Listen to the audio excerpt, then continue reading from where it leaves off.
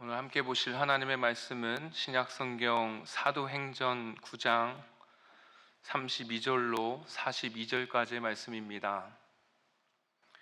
오늘 우리에게 주시는 하나님의 말씀은 신약성경 사도행전 9장 32절로 42절까지의 말씀입니다. 우리 하나님의 말씀을 찾으셨다면 제가 한 절, 여러분들이 한 절 하나님의 말씀을 교독하시겠습니다. 그때에 베드로가 사방으로 두루 다니다가 룻다에 사는 성도들에게도 내려갔더니 거기서 에니야라 하는 사람을 만나매 그는 중풍병으로 침상에 누운지 열을 해라. 베드로가 이르되 에니야야, 예수 그리스도께서 너를 낫게 하시니 일어나 내 자리를 정돈하라 한데 곧 일어나니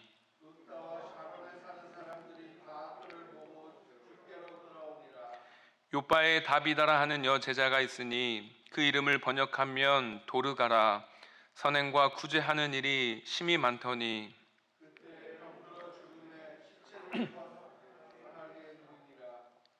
룻다가 요빠에서 가까운지라 제자들이 베드로가 거기 있음을 두고 두 사람을 보내어 지체 말고 와 달라고 간청하여 베드로가 일어나 그들과 함께 가서 이르되 그들이 데리고 다락방에 올라가니 모든 과부가 베드로 곁에 서서 울며 도르가가 그들과 함께 있을 때 지은 속옷과 겉옷을 다 내버리거늘 베드로가 사람을 다 내보내고 무릎을 꿇고 기도하고 돌이켜 시체를 향하여 이르되 다비다야 일어나라 하니 그가 눈을 떠 베드로를 보고 일어나 앉는지라. 베드로가 손을 내밀어 일으키고 성도들과 과부들을 불러들여 그가 살아난 것을 보이니 함께 보시겠습니다. 온 요빠 사람이 알고 많은 사람이 주를 믿더라. 아멘. 할렐루야. 아멘. 한 주간 제 마음에 미움이 생겼었습니다. 모두가 아시다시피 오미크론이 너무나 미운 한 주간을 보내게 됩니다. 새 신년주일을 은혜로 보내고 한 주간을 황당함 속에서 보냈습니다. 그래도 감사한 것은 심각하다는 소식이 아닌 회복 중이라는 소식에 힘이 납니다. 이전보다 더욱 강건하여져서 다시 2주의 대면으로 모일 때에는 기쁨이 넘치시기를 소망해 봅니다. 개인적으로 저희 큰아이도 일주일째 방에 격리되어 있습니다. 보고 싶고 안아주고 싶고 뽀뽀해주고 싶은데 그럴 수 없어서 답답하지만 누구보다 딸아이가 스스로가 더욱 답답함을 느끼고 있기에 저도 인내하며 건강하게 회복되기를 바라며 다시 방에서 해방되기를 기도할 뿐입니다. 이 한 주간 동일한 마음으로 한 주간을 보내시는 분들에게도 주님의 평강이 함께 하시기를 기도합니다. 오늘도 가정에서 우리 회복 중이신 사랑하는 지체 한 분 한 분과 또 회복을 위해 가까이서 돌보시는 우리 사랑하는 가족 지체 한 분 한 분을 주님의 이름으로 축복합니다. 예수님께서 살아생전에 너무나도 중요해서 3번씩이나 반복하여 말씀하신 내용이 있습니다. 마가복음 8장 31절에 인자가 많은 고난을 받고 장로들과 대제사장들과 서기관들에게 버림받아 죽임을 당하고 사흘 만에 살아나야 할 것을 비로소 그들에게 가르치시되 마가복음 9장 31절에 이는 제자들을 가르치시며 또 인자가 사람들의 손에 넘겨져 죽임을 당하고 죽은 지 3일 만에 살아나리라는 것을 말씀하셨기 때문이더라. 또 마가복음 10장 33절로 34절 말씀에 보라, 우리가 예루살렘에 올라가노니 인자가 대제사장들과 서기관들에게 넘겨짐에 그들이 죽이기로 결의하고 이방인들에게 넘겨주겠고 그들은 능욕하며 침 뱉으며 채찍질하고 죽일 것이나 그는 3일 만에 살아나리라 하시니라. 첫째, 고난을 받는 이야기입니다. 둘째는 죽임당하는 이야기입니다. 셋째는 살아나는 이야기입니다. 인자 되신 주님이 구원을 완성하는 과정 가운데 이 세 단계를 거치게 됩니다. 고난을 받고 죽임을 당하며 3일 만에 살아나는 전무후무한 기적으로 구원을 이루십니다. 바로 복음을 완성시키십니다. 완성된 이 복음이 오늘 말씀을 통해서도 확인할 수 있습니다. 오늘 본문 말씀에 보니 등장하는 두 사람을 통해 복음을 증거하는 베드로에게 십자가의 복음이 실제가 되어지는 놀라운 하나님의 말씀이 우리에게 기록되어 소개되고 있습니다. 첫째, 고통받는 영혼을 치유한 이야기입니다. 먼저 32절로 34절 말씀입니다. 그때 베드로가 사방으로 두루 다니다가 루다에 사는 성도들에게 내려갔더니 거기서 애니야라 하는 사람을 만나매 그는 중풍병으로 침상 위에 누운 지 8패라. 베드로가 이르되 애니야야, 예수 그리스도께서 너를 낫게 하시니 일어나 내 자리를 정돈하라 한데 곧 일어나니. 그때란 우리가 읽지는 않았지만 31절의 말씀처럼 온 유대와 갈릴리와 사마리아 교회가 평안하여 든든히 서가고 주를 경외함과 성령의 위로가 진행하여 수가 더 많아지고 있던 부흥의 때입니다. 핍박의 주역이었던 사울이 주님을 만나 그의 계획이 완전히 뒤집어지니 부흥의 주역으로 변화되어 온 유대와 갈릴리와 사마리아 교회가 평안히 든든히 세워져 가던 때입니다. 바로 그때 예루살렘 교회 지도자였던 베드로가 사방으로 두루 다니게 됩니다. 평화로운 시기에 이용하여서 지역 교회들을 방문합니다. 그곳 중에 한 곳이 바로 루다입니다. 루다 지역은 지중해 영안의 항구 도시 가이사라로 향하는 길목에 위치한 사롯평야의 비옥한 성읍 가운데 한 곳으로 알려지고 있습니다. 예루살렘으로 기준하였을 때 약 북서쪽으로 50km 떨어진 곳이기에 예루살렘에서 마음먹고 가려고 해도 하루 종일 걸어서 가야 하고 다시 예루살렘으로 돌아오려면 최소 이틀, 3일을 계획하고 다녀와야 합니다. 사방으로 두루 다니다가 베드로의 발걸음은 루다에 멈춥니다. 루다에서 성도들을 만납니다. 그 중에서 가장 연약한 형제 애니야를 만납니다. 얼마나 연약했던지 그의 부모는 그가 힘들게 나서 그랬는지 난산이라는 뜻을 지닌 애니야라고 장명합니다. 성인이 되어서도 연약합니다. 이미 중풍병으로 침상에 누워 생활한 지도 8년입니다. 장기간 투병 중이고 8년 동안 두 발로 걸어본 적이 없습니다. 그렇다면 적어도 애니야가 누워있는 동안은 지극정성으로 간호했던 가족이 있었을 것입니다. 가족은 애니야의 아픔과 고통과 외로움과 슬픔을 함께 세월을 보냈을 것입니다. 태어날 때부터 힘겹게 태어나 뜻하지 않는 중풍병까지 힘겨운 생활을 누가 감히 이해할 수 있겠습니까? 분명 고통의 시간들입니다. 소망 없는 절망의 시간들입니다. 십자가, 고난의 시간들입니다. 이 고난의 시간을 누구보다 잘 아는 베드로가 떠올리는 한 분이 있습니다. 병든 자의 고통을 누구보다 먼저 끌어안으시고 이처럼 고통받는 백성을 위해 문소 십자가의 고통을 참으신 예수 그리스도가 생각납니다. 그렇습니다. 사랑하는 형제자매 여러분, 고통 가운데 있는 형제에게 가장 믿을 만한 분, 가장 소망이 되시는 분, 가장 자신이 내세우고 싶으신 분, 가장 자랑하고 싶으신 분, 자신에게 있어서 전부인 분, 그 예수 그리스도를 전합니다. 애니야를 부르며 자신을 주목하게 한 다음 베드로가 선포합니다. 예수 그리스도께서 너를 낫게 하시니 일어나 네 자리를 정돈하라. 은과 금은 내게 없거니와 내게 있는 이것을 내게 주노니 나사렛 예수 그리스도의 이름으로 일어나 걸어라 선포하여 나면서부터 40년 동안 한 번도 걷지 못한 안진뱅이를 일으키기에 충분한 그 이름, 복음 대신 예수 그리스도의 이름으로 애니야를 치유합니다. 십자가에서 죽어 끝난 이름이 아니라 십자가에서 나음을 잊게 하신 이름이 됩니다. 고통에서, 침상에서, 연약함에서 능력의 이름이 실제가 되어 애니야는 치유되고 회복되어 갑니다. 8년 만에 침상에서 일어납니다. 침상을 정리합니다. 너무나 특별한 은혜를 그가 입게 되었습니다. 특별한 은혜를 입었다라는 말은 여러 가지 의미가 포함된 것입니다.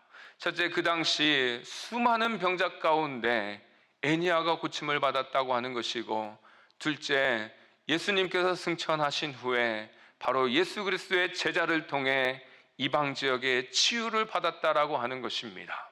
그보다 더 특별한 은혜가 있습니다. 35절 말씀입니다. 룻다와 사론에 사는 사람들이 다 그를 보고 주께로 돌아오니라. 에니야의 동네 사람들이 회복됩니다. 에니야의 이웃 동네 사람들도 회복됩니다. 에니야에 내려진 특별한 은혜로 말미암아 모든 영혼들이 주님께 돌아옵니다.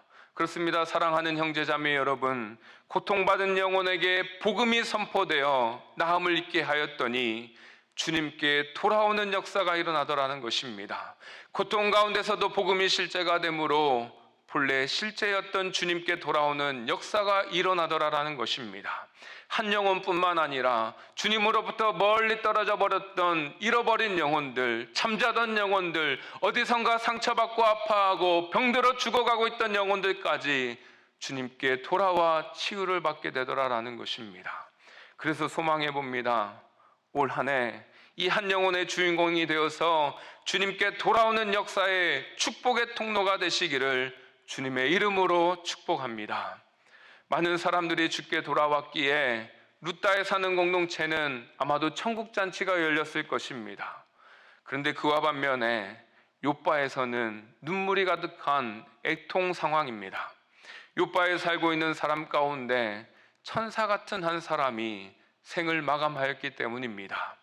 둘째, 사랑받은 영혼도 죽습니다. 36절로 37절 말씀입니다. 욥바에 다비다라 하는 여제자가 있으니 그 이름을 번역하면 도르가라. 선행과 구제하는 일이 심히 많더니 그때에 병들어 죽음에 시체를 씻어 타락에 누이니라. 방금 읽으신 그 두 구절은 바로 다비다, 이 도르가의 일생이 담겨져 있는 말씀입니다. 그녀의 일생의 키워드를 뽑으라면 저는 주저없이 여제자라고 하는 단어에 집중하여 조명할 것입니다. 왜냐하면 성경에 기록한 유일무이한 여제자이기 때문입니다. 성경에는 여왕도 등장하고 여선지자도 등장합니다. 극소수이긴 하지만 여왕이나 여선지자는 둘 이상입니다. 그러나 여제자는 다비다가 유일합니다. 그 정도로 독보적인 존재였기 때문일 것입니다. 더불어 다비다는 독보적인 삶을 살아왔습니다. 여제자 다비다의 삶은 바로 선행과 구제하는 일이 전부였기 때문입니다. 이런 다비다의 삶을 상상해 보면 바로 예수 그리스도의 닮은 제자의 삶이었고 나 아닌 다른 사람, 특히 구제가 필요한 사람을 위한 삶이었다라는 것을 한눈에 파악할 수 있습니다. 이처럼 하나님 보시기에도 주변 사람들이 보기에도 너무나 좋은 사람입니다. 그런데 다비다에게 뜻하지 않은 죽을 병에 걸려 죽게 됩니다. 그렇습니다. 독보적인 여제자도 죽습니다. 선행과 구제하는 일이 심히 많이 해도 죽습니다. 더 기가 막힌 것은 병들어 죽기도 합니다. 룻다의 에니야 형제랑 비교하면 그래서 다비다의 죽음은 이해가 되지 않기도 합니다. 사실 예수님의 죽음도 그렇습니다. 이해가 되지 않을 정도가 아닙니다. 이 땅에 죄인들을 구원하러 이 땅에 오신 예수님이 오히려 죄인들에게 죽임을 당했습니다. 선행과 구제하는 일이 둘째가라면 서러울 정도로 수많은 영혼들을 살리셨는데도 주님은 죽임당하셨습니다. 더 기가 막힌 것은 죄를 뒤집어씌고 죽을 이유가 전혀 없음에도 불구하고 가장 처참한 십자가에서 죽임당하셨습니다. 그렇습니다. 사랑하는 형제 자매 여러분, 하나님의 때가 되면 모든 사람은 죽게 되는 것입니다. 한번 죽는 것은 사람에게 정해진 것이기 때문입니다. 그래서 사랑받은 영혼도 죽음은 피할 수가 없습니다. 간혹 죽었다가 살아났다는 특별한 뉴스가 들려오기도 합니다. 그러나 또 때가 되면 죽습니다. 다비다가 그렇습니다. 우리 다비다에게도 특별한 뉴스가 있습니다. 이 뉴스는 기쁜 소식과 같습니다. 그래서 많은 사람들이 더 이상 슬퍼할 시간도 없습니다. 다비다의 지인들은 시체가 된 다비다를 장사하기에 앞서 깨끗하게 씻어 타락에 누입니다. 유대인의 장례법은 해 지기 전에, 하루가 가기 전에 장사를 지내는 것이 관례였기 때문에 다비다가 이른 아침에 죽었다 하여도 시간적인 여유는 없습니다. 그런데도 장례를 주관하는 사람들은 다비다의 장례를 준비하기보다 다락에 누이는 모습을 보입니다. 그러니 그 모습이 참으로 이상하게 보여집니다. 정상적인 모습이 아닌 것 같습니다. 갑작스러운 죽음에 충격을 받은 것일까요? 다비다의 죽음을 인정하기 싫어서일까요? 왜 저들은 비정상적인 행동을 보이는지 그 다음 구절에 보면 확인할 수 있습니다. 저들의 모습을 이렇게 묘사합니다. 38절로 40절 말씀입니다. 룻다가 욥바에서 가까운지라 제자들이 베드로가 거기 있음을 듣고 두 사람을 보내어 지체 말고 와달라고 간청하여 베드로가 일어나 그들과 함께 가서 이르매 그들이 데리고 타락방에 올라가니 모든 과부가 베드로 곁에 서서 울며 도르가가 그들과 함께 있을 때에 지은 속옷과 겉옷을 다 내보이거늘 베드로가 사람을 다 내보내고 무릎을 꿇고 기도하고 돌이켜 시체를 향하여 이르되 다비다야 일어나라 하니 그가 눈을 떠 베드로를 보고 일어나 앉은지라. 루따에서 욥바까지는 16km입니다. 편도로 걸어서 3-4시간 정도 걸리는 거리였기에 가깝다고 말하기보다 가깝다라고 하기보다 서두르면 하루 안에 특히 해 지기 전에 루따에서 욥바를 왕복할 수 있는 거리였다는 것입니다. 저들은 다비다가 병으로 인해 생사를 왔다 갔다 하여서 꿈쩍도 안 했었는데 욥바에 살고 있는 제자들은 다비다의 숨이 끊긴 것을 확인하고 나니 그제서야 행동을 합니다. 그 행동은 다름 아닌 루따에 베드로가 왔다는 소식을 듣고 두 사람을 보내면서 지체 말고 베드로를 빨리 와달라고 간청하는 것입니다. 비정상도 보통 비정상적인 모습이 아닙니다. 앞에 살펴보았던 루따에 발견된 중풍병자 에니야보다 자신의 사랑하는 동역자인 여제자 다비다가 더 급박한 상황일 때는 전혀 움직이지 않다가 이미 숨이 끊긴 상태이고 이제 시체는 깨끗이 씻어 장사 지낼 준비를 다 끝마쳐 잠시 다락에 누이고 나서 바로 베드로를 불러오는 상황입니다. 다비다가 아주 귀한 여제자이기에 예수님의 제자였던 베드로에게 집례를 부탁하는 것일까요? 아니면 다비다를 못 잇는 수많은 성도들을 위해 베드로가 와서 위로해달라고 하는 것일까요? 성경은 그렇게 말하지 않습니다. 베드로는 자신에게 청하러 온 사람들의 인도를 받아 다비다가 누워있는 다락방에 올라갑니다. 이때 함께 따라 올라간 과부들이 베드로 곁에 서서 슬픔을 주체하지 못합니다. 그럴 수밖에 없었습니다. 과부들이 베드로에게 취하는 모습을 보면 저들이 얼마나 다비다를 향한 향수가 남다른지 모릅니다. 과부들은 다비다가 살아생전에 자신에게 지어준 속옷과 겉옷을 다 베드로에게 보여줍니다. 여기서 말한 속옷은 속에 받쳐 입는 옷을 말합니다. 그 당시 사람들이 입은 속옷은 소매가 없고 위에서 무릎 혹은 발목까지 통으로 짠 긴 옷을 말하는 것입니다.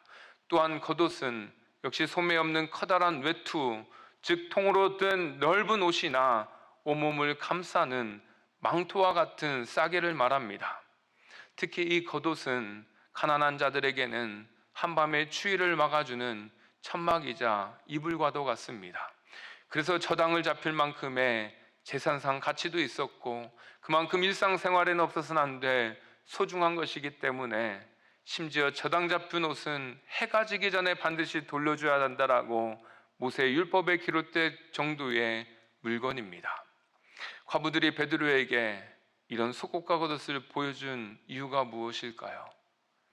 단지 자신들을 위해 손수 속옷과 겉옷을 지어준 착한 사람, 너무나 고마운 사람, 정이 많은 사람, 도움 줬다 할 정도로만 생각하진 않는 것 같습니다. 과부들에게 있어서 다비다는 속옷과 겉옷과 같은 존재라는 것을 베드로에게 직접 보여주고 있는 것입니다. 과부들에게 있어서 다비다는 단 하루도 없어서는 안 되는 자신들에게서는 너무나도 꼭 필요한 존재라고 하는 의미인 것입니다. 그래서 과부들은 베드로에게 죽음에 저당 잡혀 있는 다비다를 해가 지기 전에 돌려달라고, 다비다가 없으면 이 하루를 냉기 가운데 보낼 수밖에 없는 처지를 불쌍히 여겨달라고, 제발 살려달라고 애원하는 모습입니다. 베드로 또한 저들의 간절한 마음을 너무나도 잘 압니다. 그렇습니다. 사랑하는 형제 자매 여러분, 확실한 죽음을 통해 확실히 준비할 것이 있습니다. 부활을 준비해야 합니다. 사랑하는 영혼일수록 죽는다는 것이 확실하기에 죽기 전에 부활을 준비시켜야 합니다. 성경에 기록된 다비다는 이미 준비된 인물입니다. 그러나 준비되지 않은 영혼이 있기에 바로 이 죽음을 통해 간곡히 준비할 것을 우리에게 교훈하고 있습니다. 저와 여러분 주위에는 사랑하는 영혼들이 있습니다. 정말 착한 사람들이 있습니다. 선을 행하는 사람들도 있습니다. 그러나 착함으로, 선을 행함으로 부활이 준비되지는 않습니다. 다시 말씀드립니다. 착함으로, 선한 행함으로 부활이 준비되지는 않습니다. 사랑하는 영혼도 언젠가 죽음이 확실하기에 살아있을 때에 부활을 준비시켜야 합니다. 사랑하는 영혼들이 절대 이해하기는 어렵겠지만, 정말 이해하려 하지도 않겠지만, 널 위해 내가 사랑하는 예수님이 대신 죽으셨다고, 그분을 꼭 믿어야 된다라고, 나는 죽어도 네가 예수님을 믿어 함께 부활에 참여하자고, 때를 얻든지 못 얻든지 이 복음을 전파하는 증인이 되시기를 주님의 이름으로 축복합니다. 베드로는 살아생전 예수님과 같은 선포를 합니다. 40절 말씀을 우리 함께 다 같이 선포하시겠습니다. 베드로가 사람을 다 내보내고 무릎을 꿇고 기도하고 돌이켜 시체를 향하여 이르되 다비다야 일어나라 하니 그가 눈을 떠 베드로를 보고 일어나 앉는지라. 설교를 준비하면서 제 마음도 현재 아프신 분들을 향하여 하루속히 일어나기를 축복하며 선포하고 싶습니다. 하루속히 일어나시기를 바랍니다. 하루속히 여러분의 묶임에서 일어나시기를 바랍니다. 베드로가 다락방에 있는 모든 사람들을 내보냅니다. 그리고 무릎을 꿇고 전능하신 하나님 앞에 기도합니다. 생사를 주관하시는 전능하신 그 하나님 앞에 기도합니다. 기도를 마친 후 시체를 향하여 선포하죠. 다비다야 일어나라. 다비다야 일어나라. 이 선포는 베드로의 입술을 통해 선포된 말이지만 살아생전 예수님이 하신 것처럼 느껴집니다. 왜냐하면 성경에서 죽은 자가 살아난 일이 7번이 있는데 그 중에 3번이 예수님께서 행하신 일이고, 이와 같은 선포 방식으로 살리신 분은 바로 예수님뿐이기 때문입니다. 예수님께서 외당장 야이로의 딸을 살리실 때에 달리다굼, 번역하면 내가 내게 말하노니 소녀야 일어나라, 아이야 일어나라 선포하셨습니다. 예수님께서 나인성 과부의 외아들을 살리실 때에도 청년아 내가 내게 말하노니 일어나라 선포하셨습니다. 예수님과 친분이 있던 나사로를 살리실 때에도 그의 이름을 부르며 나사로야 나오라 선포하셨습니다. 그러니 베드로가 다비다를 향하여 살리는 선포 방식은 전적으로 예수님과 동일한 방식입니다.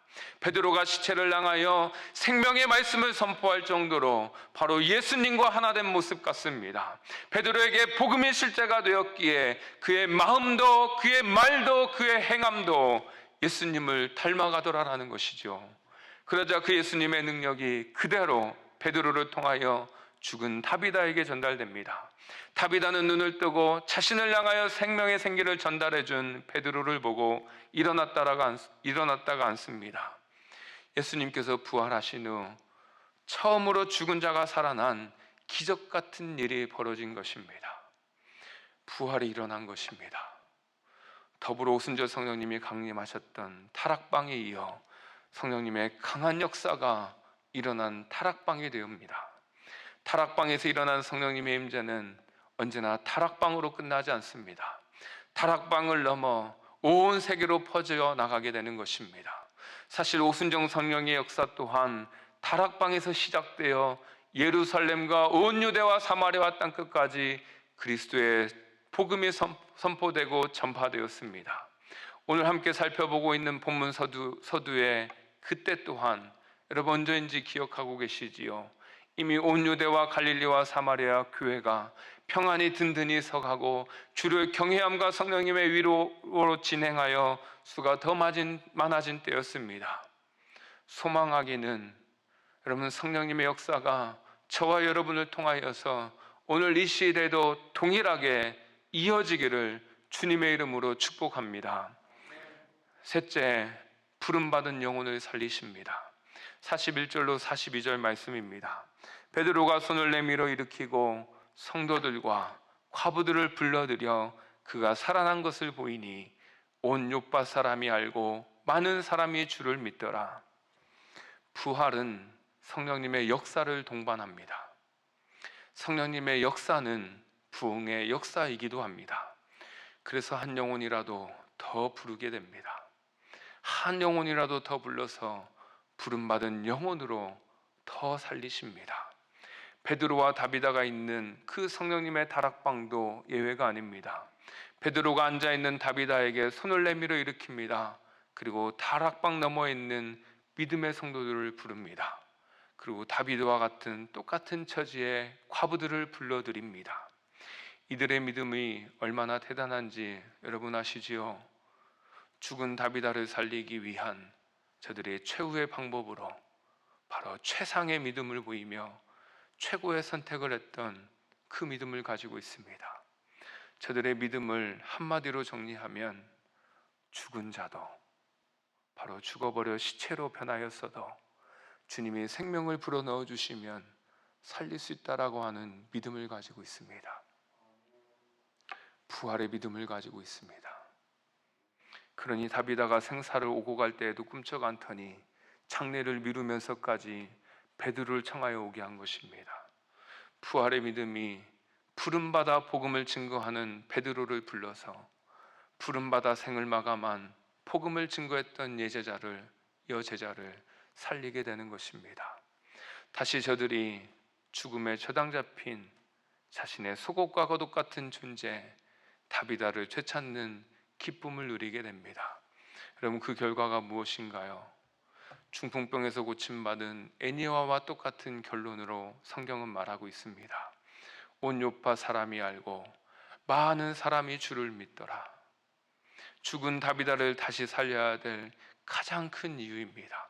다비다를 통하여 요파가 복음화됩니다. 죽은 자도 살리신 분이 오직 주님밖에 없음을 깨닫고 믿게 되더라라고 하는 것입니다. 베드로에게 실제된 복음으로 인하여 바로 지중해와 접해 있던 지역 루다, 사론평화, 요파까지 주를 경외하는 일이 성령의 위로하심이 더해졌습니다. 그렇습니다. 사랑하는 형제 자매 여러분, 복음이 실제가 되어지는 일에는 예수님께서 함께 하셔서 예수님의 살아있는 능력이 증거되므로 수많은 영혼들이 특별한 은혜를 누리게 되는 것입니다. 그래서 주님의 이름은 바로 고통받는 영혼에게 치유인 것입니다. 또한 사랑받는 영혼에게 죽음을 통해서 부활을 준비케 하는 유일한 소망인 것입니다. 나아가 부름받은 영혼을 영원히 살리시는 부활의 실체인 것입니다. 다시 살아난 다비다의 생을 한번 상상해 보게 됩니다. 남은 여생도 아마 이 다비다의 여생은 여제자의 모습의 삶을 계속적으로 이어져 갔을 것입니다. 그래서 더 많은 영혼들을 주께 돌아와 믿게 하였을 것입니다. 선을 행하고 구제를 하고 그리고 자신에게 실제가 되었던 이 부활의 믿음과 부활의 소망을 가지고 이 복음을 가지고 이 땅에서도 살게 하는 실제의 모습의 여제자의 모습이었을 것입니다. 복음은 죽을 수밖에 없는 영혼의 생명인 것입니다. 복음은 이 땅에서 뿐만 아니라 영원한 부활의 생명이기도 합니다. 사랑하는 우리 주님의 빛 교회 형제 자매 여러분, 그러므로 2022년도 올 한 해도 여러분의 삶에, 여러분의 가정에, 그리고 우리 교회에 이 복음이 실제가 되어지는 그런 은혜가 넘쳐나시기를 우리의 복음 되시는 예수 그리스도의 이름으로 간절히 축복합니다.